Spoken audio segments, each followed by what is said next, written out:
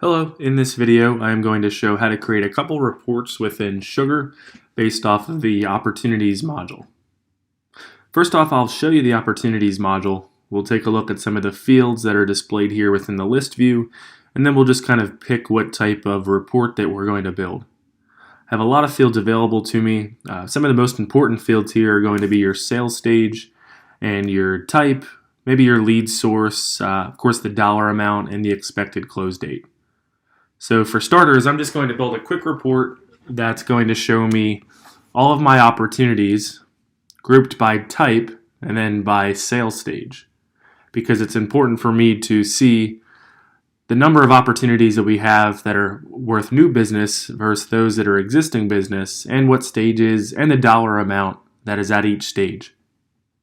So from here, I'm going to create a report. For this type of report, we're just going to create a summation report. And from here, I'm going to select the Opportunities module. First, I'm going to define my filters. So I'm going to include a couple different types of opportunities, a couple different sales stages. So using my logic here, I'm going to select new business and existing business. I'll turn on the runtime filter. Sales stages, I'm going to turn on prospect all the way down to onboarding, turn on the runtime filter. Next, I'm going to define how I want these to be grouped. So I'm going to group them by type, and then from there I'm going to group them by stage. So first I'm going to select type, then I'm going to select stage again. Next is to choose my display summaries. So this is how I want the sales stages to be displayed. Do I just want the number of opportunities at each sales stage? Do I want the sum of the dollar amount at each sales stage? I can pick here from the list along the left-hand side. So if I wanted to include the number, I would just select count.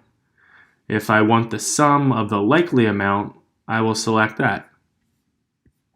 Next is just to select the chart option. I'm going to go with a vertical grouped chart. Go to next. I will give this report a name.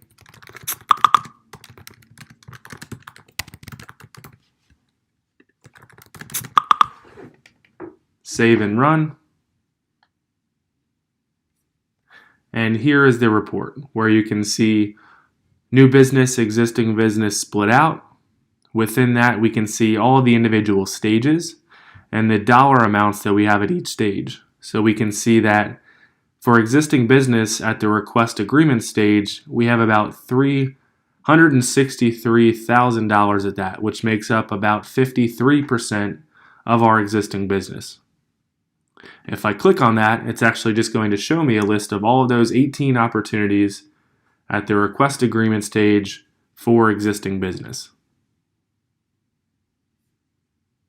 Okay. Say I wanted to change this to count. Very simple. I can actually just copy this report as the original type. It will copy that report. I'll go to next, next again. Instead of likely here, I will take that away. I'll just select count. Instead of grouped, I'll select stacked this time just so you can see the difference. We'll call this my testing 2, save and run. And now you can see that my new business and existing business have now been grouped together and grouped by sales stage and by count. So instead of a dollar amount here, we can see that there are 18 opportunities at the existing business at the request agreement stage. And again, we can drill into that to see all of those 18 opportunities. Okay. Also worth pointing out here too is that we can use runtime filters to filter what we want to see on our report here in real time. So instead of seeing all of the sales stages, maybe I just want to see 4 of them. I can select those and apply it. And here is a totally new report. Okay, thanks. Hope this was helpful.